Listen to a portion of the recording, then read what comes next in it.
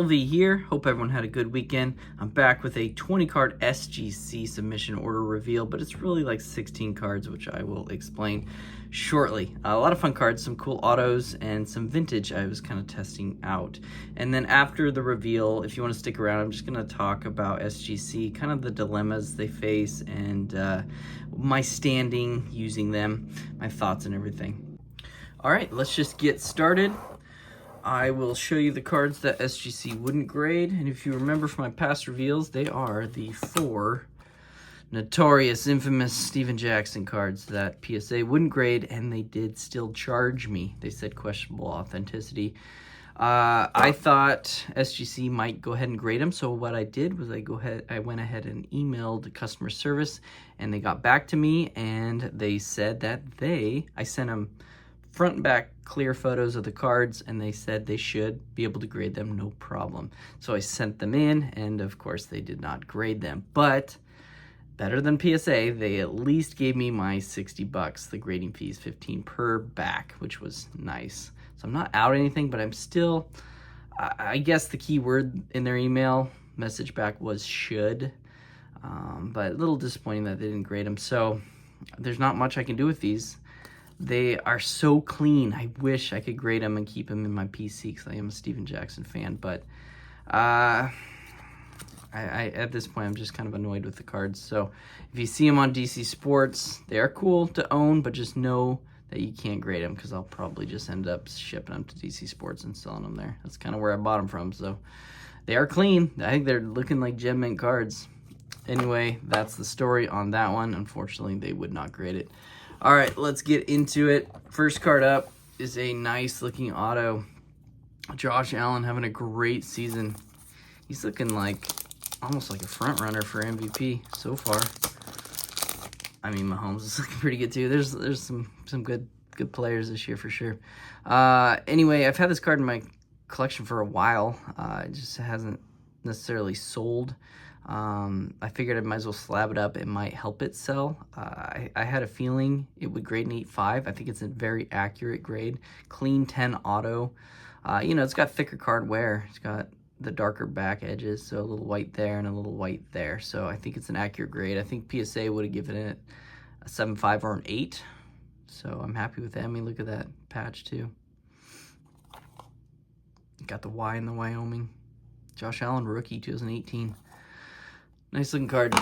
Next up, we have a Mike Evans. I like the gold look of this. I know it's press pass, doesn't sell for that much, but nice, clean, clear auto on card.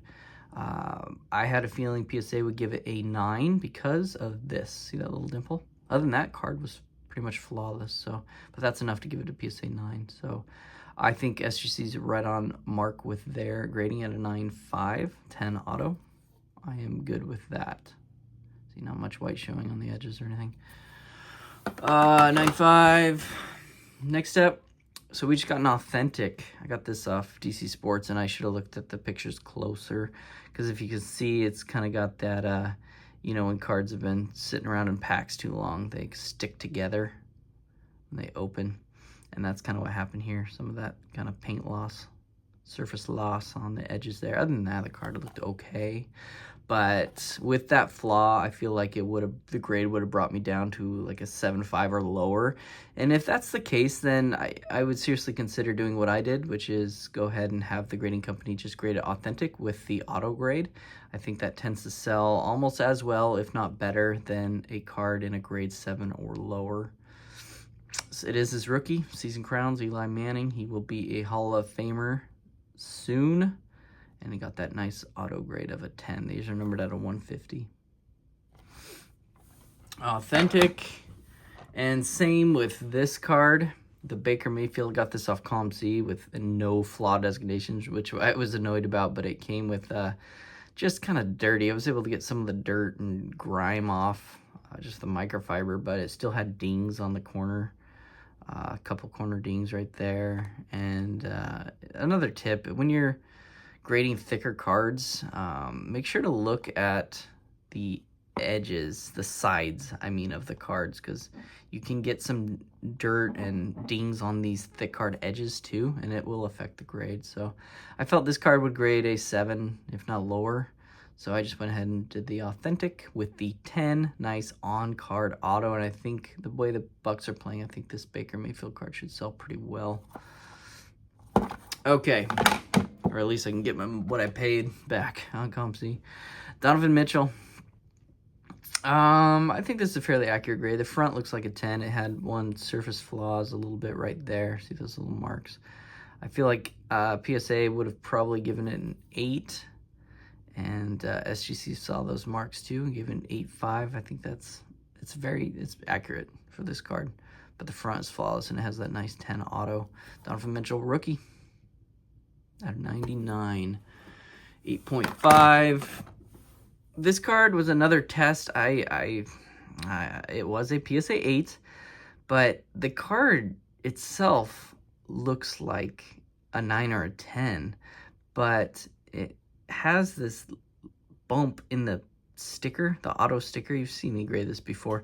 I'm actually shocked. They must have knocked me down that bump for the auto grade because they didn't grade the auto, and it's pretty full.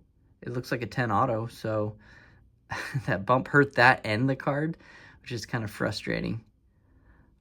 It is the gold prism DAC. I know he's struggling. It's number out of 10. You can see it's a pretty nice card. Touches of white on these dark edges. There, you can see a little bit. But I think it's a mint 9 card. But, you know, right there. So, little flaws to this sticker itself actually hurts the card. So, good to remember and for you all to know as well. Number out of 10. Got an 8.5. Alvin Kamara. I had this card on ComC. Decided to pull it back after week 2 when the Saints were killing it. And now they are struggling. So I guess maybe I should have kept it for sale. But I actually hit the 9.5, which I'm happy about with the 10 auto. I always like Kamara's auto. It got the kind of star look to it. It's his rookie at a 99 Prism auto. Green scope. Got a 9.5. Next up, we got a baseball, Xander Bogaerts.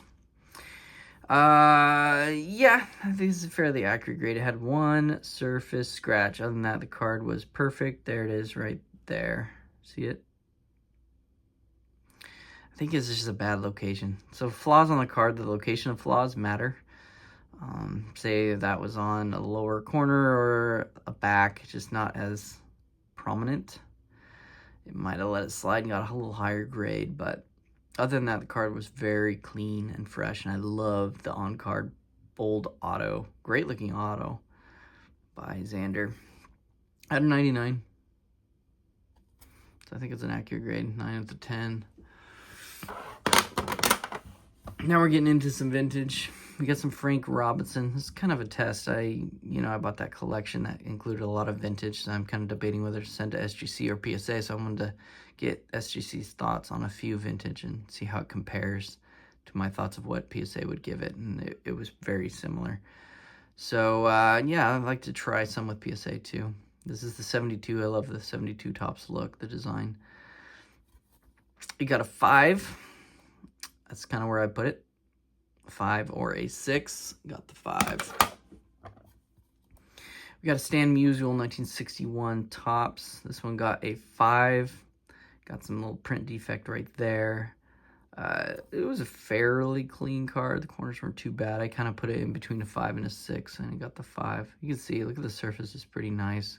No indents or tiny little ripples or creases or anything. It's a nice card, nice copy, but got the 5. Same year, 61 tops. Got a Whitey Ford.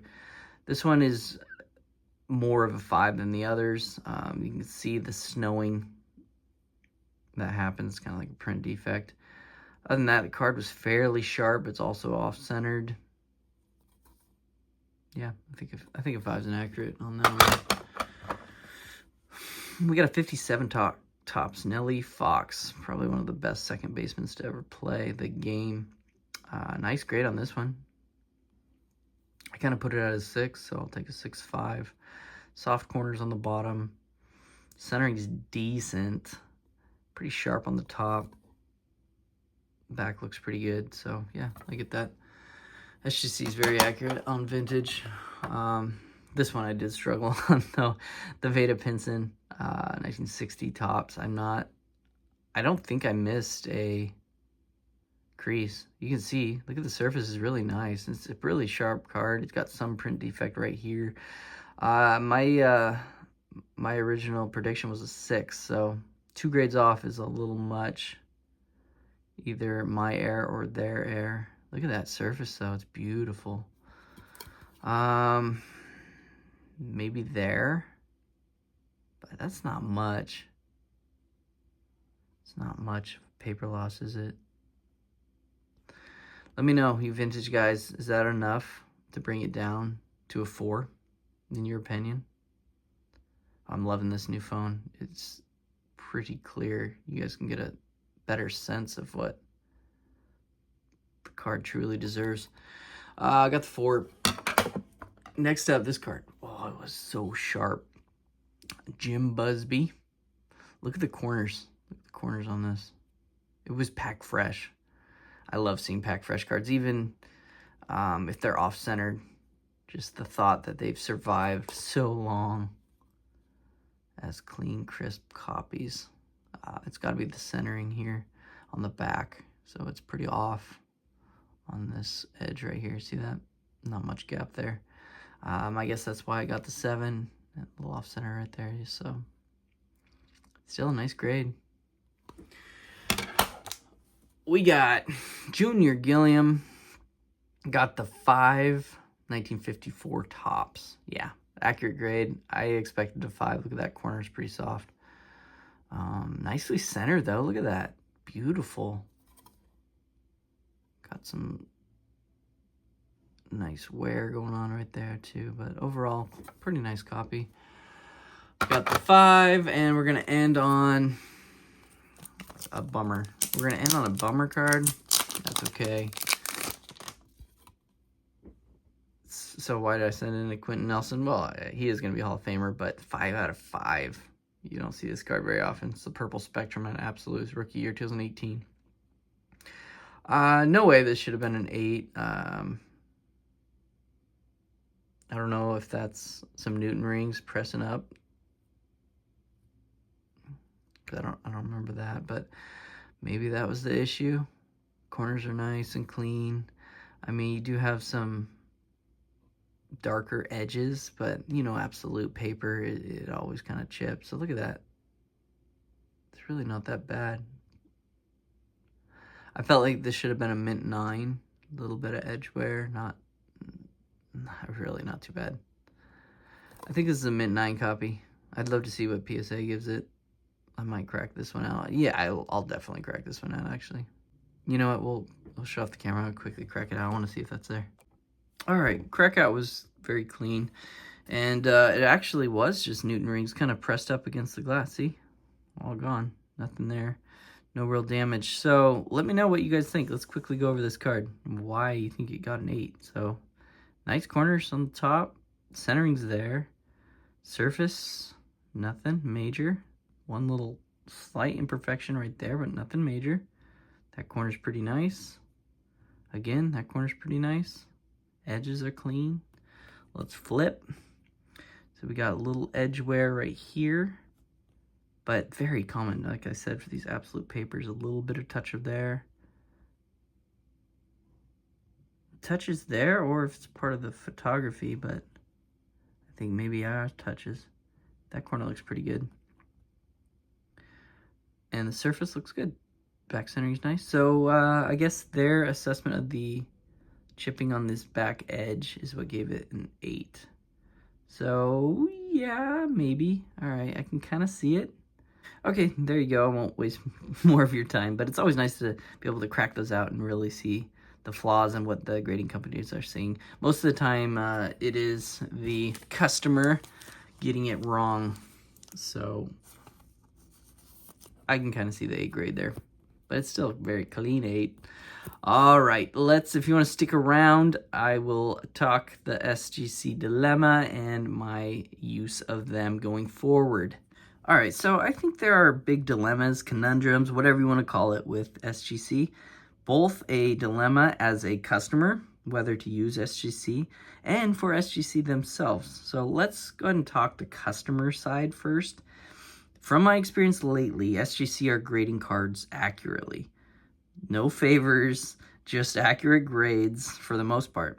I think the grades are very similar and on par with PSA, which is great. So I have no problem with that. But SGC's resale is still significantly less than PSA. So that's the first big dilemma. You guys know I'm a huge collector, but I'm also a flipper, a seller. It's what I do for a living. This is what I do. I flip to provide for my family and so I can buy more cards, the cards I really want for my PC. So from my flipping perspective, it's becoming more clear to me that SGC is just, financially speaking, not the smartest grading company to use if they are grading accurately, which they are overall. So I won't be sending in cards to SGC that I'm looking to sell, flip, and increase value on anymore. And I probably won't be cracking out any other companies' slabs to cross over to SGC.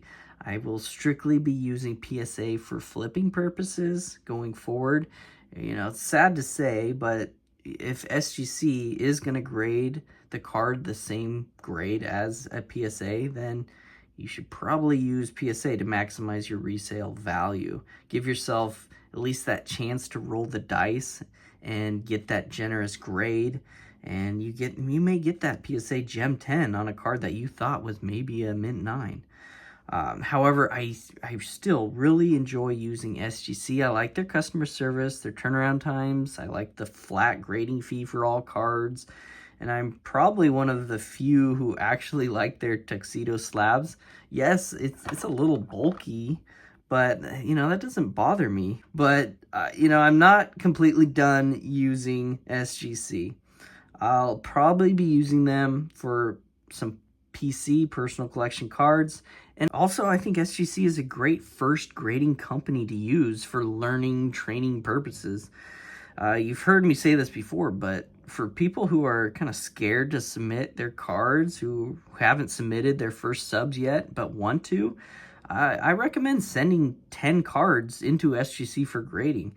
That's only like $150, no membership fees. You receive the cards back lightning fast, like in 10 to 15, or probably 5 to 10 days. You gain that experience, learn from the grades, and then when you feel comfortable, then kind of move onto and into PSA grading. Now let's talk about the dilemma for SGC themselves. So if you were them, do you grade cards a little easier, a little more lenient than PSA to get more business? I just gave myself as an example that I just talked about. No question, my flipper side of me would use SGC more if they were consistently more lenient, gave more generous grades, grade higher than PSA. But is that right? Should they do that? My answer is absolutely not. So I believe SGC, they are doing the right thing by grading accurately. You know, that they're grading with integrity. They would lose hobby respect if they graded everything easier, and ultimately their resale value would continue to go down because people couldn't trust the accuracy of their grades. So SGC is doing the right thing. You know, they just need to keep focusing on grading the right way with accurate grades people can respect, and keep slowly staying relevant and kind of chipping away at the giant that is PSA, which is owned by the same parent company, which kind of confounds everything anyway. But I thought this was an interesting talking point, and I want you all to learn from how I submit. You know, my clear recommendation is that if flipping, if selling, if you're making a living in sports cards, you need to send to PSA. That's really your only fighting chance. But as always, I hope you enjoyed this reveal and my rambling. I should be back with a PSA reveal next time. Thanks everyone for the support and watching my channel.